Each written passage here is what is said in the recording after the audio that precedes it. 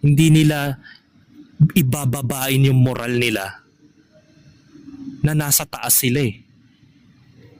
Sila yung mga elite na tao sa Pilipinas tapos papatulan nila yung mga basura na kagaya ni Norman Mangusid. Yan yung ibig kong sabihin para kay Attorney Rowena Guanzon. Kaya nga ni-referral ka sa Pau Lawyer eh. Wala siyang pakialam sa away ninyong dalawa. Yun yung in short doon. Kaya nga napatas ang kilay niya eh. Akala ko ba interview lang to? Bakit parang may niche na humihingi ka na ng tulong sa akin? At nakikisimpat siya. May halong panulsol. Allegedly. Di ba mga ka-plastic? Sorry to say, yun talaga magiging reaksyon niya kasi nga elite na tao yung kausap mo, hindi yan parang kagaya lang ng ibang tao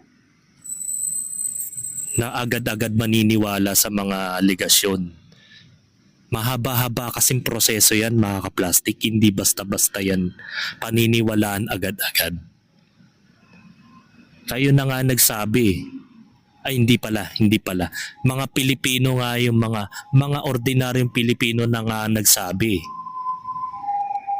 na napakabagal at napakausad pagong ang sistema ng justice system dito sa Pilipinas. Sorry to say mga ka-plastic. Hindi ko layunin na sirain yung inyong araw na nagko-comment kayo sa social media. Lagot ka na Norman Mangusin, pinansin ka na ni Attorney Rowena Guanzon. Talagang makakahon ka na ngayon. Ang tanong, napanood mo ba yung buong video?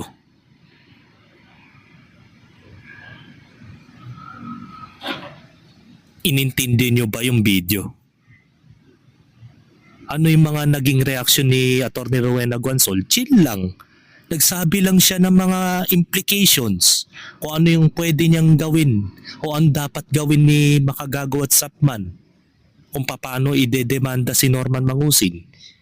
Wala siyang sinabi from start to the end na sasabihin niya, ako nang bahala dyan kay Norman Mangusin, tutulungan kita na sampahan ng kaso yan. Walang ganun.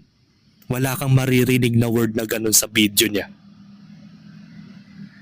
Tapos yung mga fans niya, napakataas ng comprehension, sinasabi na agad kay Norman Mangusin, lagot ka, napansin ka na ni Attorney Rowena Guanzon, yari ka na, mahuhuyo ka na agad.